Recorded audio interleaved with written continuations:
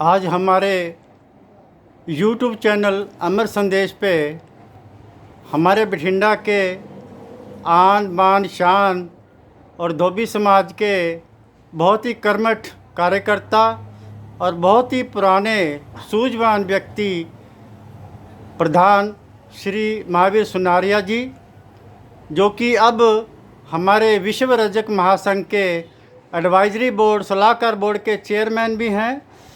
हम इनका स्वागत करते हैं और आपको इनसे रूबरू इंटरव्यू करवाते हैं। महावीर सुनारिया जी, हमारे यूट्यूब चैनल अमर संदेश पर आपका हार्दिक अभिनंदन है, आपका स्वागत है। धन्यवाद। तो महावीर जी, मैं आपसे सबसे पहले प्रश्न करूंगा कि आप हमारे रजक समाज से बहुत ही पुराने, मैं तो कहूँगा पूरे पंजाब में बहुत पुराने कर्मठ कार्यकर्ता हैं और निस्वार्थ सेवा करते आए हैं। तो आपकी पहचान तो कोई ज़रूरी नहीं, लेकिन फिर भी पूरे लोगों को पता चले, एक बार हमारे YouTube चैनल पर अपनी पहचान बताएं। महावीर सुनारिया जी। सबसे पहले सभी भाइयों को मेरा राम राम नमस्कार। मैं महावीर प्रसाद सुनारिया बठिंडा जिला से बहुत ही गरीब धोबी समाज परिवार से हूँ जी। धोबी समाज के प्रति मुझे निष्काम सेवा करने का मौका दिया था। 15 साल पहले मेरे को प्रधान बनाया था, तो मैं निष्काम सेवा अपनी जिम्मेदारी से कर रहा हूँ जी। किसी का भाई का दुख तकलीफ है, किसी का लड़की का कोई झगड़ा है, किसी का कोई मकान का है, किसी का कोई आपस में क्लेश है। मैंने कई लड़कियों के जो घर बैठी थी उनका घर जा जाकर, शहरों में जा जाकर मैंने फैसला करवाया और उनको घर बसाया उनका, और लड़कियों को भी लेकर आया जी। तो मेरा ये फर्ज बनता है प्रधान के नाते, मैं सेवादार हूँ जी, प्रधान नहीं सेवादार हूँ मैं तो समाज का। निष्काम सेवा कर रहा हूँ जी, तन मन धन जितना भी अब जो बनाया है मेरे को। अब अमर जी ने मैं कहा जी आपको चेयरमैन बना रहे हैं। मैं कहा अमर जी किसी और को बना दो, मेरा अब है नहीं इतना, मेरी तबीयत भी ढीली रहती है। कहते नहीं जी है तुम्हें एक बार ही बनना होगा। मैं कहा सेवादार हूँ जी, मैं जब भी साथ रहूँगा, अब भी साथ हूँ और रहूँगा जी। तो निष्काम सेवा जी, समाज जो है पिछड़ा समाज अपना बहुत ज़्यादा। हम मीटिंगों में भी जाते हैं, कलकत्ता जाते हैं, पटना जाते हैं, मतलब आगरा जाते हैं, भोपाल जाते हैं, कई जगह मीटिंगों में हम जाते हैं। अपने खर्चे से जाते हैं, बिरादरी का कोई पैसा हम लगाने नहीं देते जी, अपने खर्चे से। मैं प्रधान जी होते हैं अशोक कुमार जी, मोहन लाल मंडोरा जी होते हैं, 1-2 जने और होते हैं जी, 4-5 जने हम जाते हैं जी। जो इससे हमने एक ही बीड़ा उठाया है। जो स्टेटें 13 स्टेटें हैं नहीं सारे हिंदुस्तान में, सारे हिंदुस्तान में 13 स्टेटें ऐसी में है नहीं जी। हमने वहाँ भी बीड़ा उठाया, पटना भी उठाया, यही हमारी मांग है। प्रधान जी ने भी मथुरा कलकत्ते भी गए, हम कलकत्ता भी यही बीड़ा उठाया, भाई ये स्टेटें क्यों है नहीं। ये वितकरा धोबी समाज से किया जा रहा है, बाकी स्टेटें हैंगी, 13 स्टेटें हैं नहीं। तो हमारे बच्चे जो पढ़े लिखे हैं बेरोजगार हैं जी, उनको नौकरी नहीं मिलती जी। घर का काम, ड्राइक्लिंग का काम चलाने के लिए पैसा चाहिए। माँ बाप बच्चों को पढ़ाता है, पैसा लगाता है, पर दुकानदारी के लिए भी पैसा इतनी उनकी हिम्मत नहीं होती जी। बच्चे को काम, आजकल जो है दुकान के अंदर शो बनानी भी जरूरी है जी, पैसा लगता है जी, जब ही काम चलता है जी। तो हमने बीड़ा उठाया जी, हमारा ये धोबी समाज जो है पंजाब, ये एससी में होना चाहिए जी, ताकि हमारे बच्चों को रोजगार और नौकरी मिल सके, और जो कारोबार के लिए जो सस्ता लोन मिल सके, सरकार दे सके जी। तो मैं सभी भाइयों से ये प्रार्थना करता हूँ कि अपने गिले शिकवे एक प्लेटफार्म पे सारे एक मंच इकट्ठे होएं। सारा ये गिला शिकवा होते रहते हैं जी, तो समाज एक प्लेटफार्म पे इकट्ठा होए ताकि समाज को कोई नुकसान ना होए, और जो काम है जो कराने हैं समाज इकट्ठा होएगा, अफसर भी मानेंगे इसकी और काम भी होगा जी। अगर बिखरे रहेंगे तो कोई काम नहीं होगा जी, अफसर भी नहीं मानेगी। हम यहाँ लड़ाई झगड़ा होता है, हम इकट्ठे हैं सारे, थाने सिटी में जाते हैं, अगला कुर्सी देता है जी थाने में और मसला हल करवाते हैं। लड़ाई झगड़े का किसी का भी होवे, कई लड़कियों के ब्याह शादी का झगड़ा आपस में कोई 6 महीने रहती है, कोई साल रहती है, उनका घर भी बसाया है जी हमने, जा जाकर भी लेकर आए हैं जी। हम फाजिलका गए, कई शहरों में, होर में नाम नहीं गिना, टाइम है नहीं इतना, तो कई शहरों में हम जाकर भी आए हैं और लड़कियों जो लेके आए हैं उनसे हम घर भी जाते हैं, पूछते भी हैं भैया आपको कोई दुख तो नहीं, हम जिम्मेदारी से लेके आए।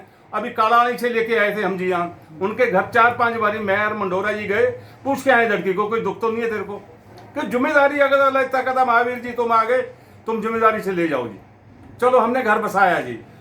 तो मैं यही कहता हूँ सारा समाज इकट्ठा हो, इकट्ठे में ही फायदा है जी समाज का। नुकसान तब होता है जब 2 फाड़ होते हैं, 2 फाड़ कभी नहीं होना।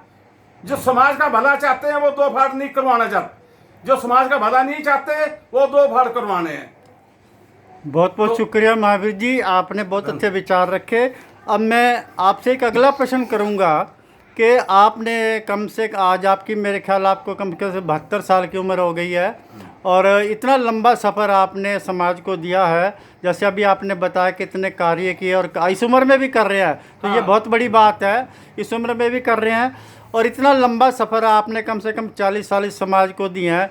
तो इस तजर्बे में मैं आपसे ये पूछना चाह रहा हूँ कि इस तजर्बे में आपको क्या अनुभव मिला हमारे समाज के प्रति, आपके क्या विचार है, क्या हमारा समाज जो पिछड़ा हुआ है एक दिन आगे आएगा, और इस खट्टे मीठे तजर्बे में आपने क्या सीखा और क्या संदेश बच्चों को देना चाहेंगे, कृपया करके वो बताएं। देखो जी, सबसे बड़ी बात ये है, हमारी तो बीत गई, थोड़ी बहुत रहेगी, अब नौजवान पीढ़ी आगे आए, इन्हीं के नौजवान पीढ़ी ने संभालना है। जो हमने देखो अब तक कर रहे हैं, मेरे पास जो कुछ भी नहीं है, धन दौलत कुछ भी नहीं है, मेरे पास समाज का बस आशीर्वाद है, सारे समाज का दुनिया आशीर्वाद है, इनका आशीर्वाद से ही मैं चल रहा हूँ। मेरे अधरंग हो गया था 2 बारी, एक बारी बांह रहेगी, एक बारी मेरी आँख बंद होगी जी, फिर भी समाज की कृपा से, इन भाइयों की कृपा से, समाज की जो काम करते हैं, पता नहीं उनका लेखा देखा आगे आ गया, मैं ठीक हो। 2 बारी अधरंग हो गया जी, एक बारी मुंह टेढ़ा हो गया, एक बारी बांह आँख मेरी यहाँ, बस समाज की भाइयों की कृपा से वो मैं आज बिल्कुल तंदुरुस्त हूँ और मैं कार्य कर रहा हूँ, और जो भी लोग कोई बुलाता है मैं फौरन हाजिर होता हूँ जी। बहुत बढ़िया, बहुत बढ़िया। तो ये लोगों की दुआएं हैं, अगर हम निस्वार्थ सेवा करते हैं समाज की, तो महावीर जी आपने सच कहा कि ये लोगों की दुआएं हैं कि आप फिर से ठीक हो गए और फिर भी समाज की सेवा कर रहे हो। तो मैं आपका बहुत ही तहे दिल से स्वागत करता हूं कि आप इस उम्र में एक बीमार रोग से मुक्ति पाके फिर दोबारा समाज की सेवा कर रहे हो, तो ये बहुत बड़ी बात है, वरना इस उम्र में लोग घर बैठ जाते हैं। तो मैं आपका तहे दिल से स्वागत करता हूं।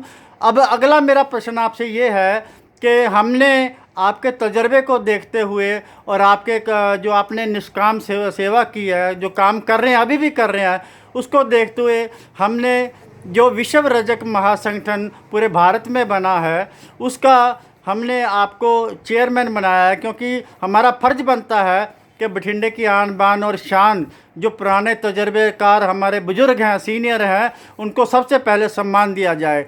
तो जो हमने आपको सम्मान के नाते आपको एक आशीर्वाद लेने के लिए हमने आपको सलाहकार बोर्ड का चेयरमैन बनाया है, तो आप क्या उसके बारे में, विश्व रजक महासंघ के बारे में कैसे विचार रखते हैं? क्या वो आपको लगता है सही है या गलत है? उसके बारे में विचार रखें।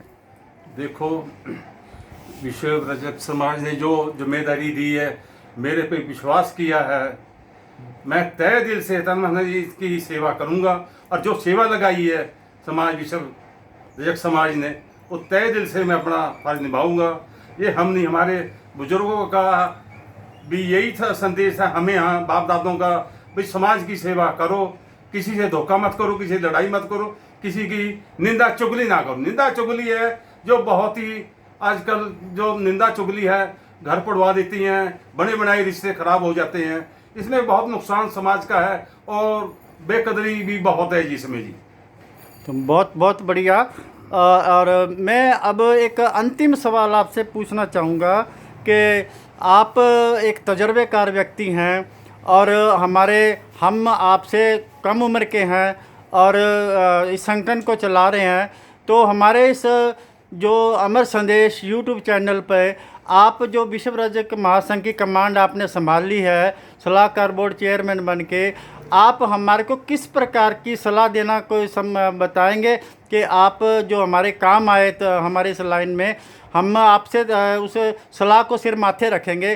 तो बताइए हम समाज को किस दिशा में लेके जाएं और किस प्रकार से काम करें।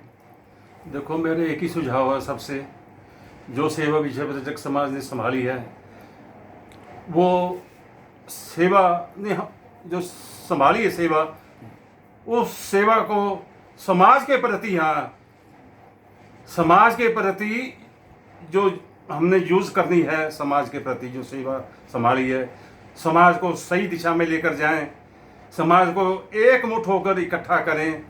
ये अलग अलग पार्टीबाजी जो बनी है ये ख़त्म होनी चाहिए, गिला शिकवा होते हैं इनको मिटाना चाहिए। समाज आगे बढ़ेगा तभी जब हम इकट्ठे होंगे, वैसे समाज आगे नहीं बढ़ेगा। सारी कौमों में देखो एकता हैगी, हमारी कौम में थोड़ा सा भी हैगा, थोड़ा सा आगे से बहुत फर्क है, अब तो कुछ थोड़ा सा बदलाव हुआ है, लेकिन अभी भी कमी हैगी। मैं यही सबसे संदेश कहता हूँ, सारे मिलजुल कर इस धोबी समाज को आगे बुलंदियों पर लेकर जाएं।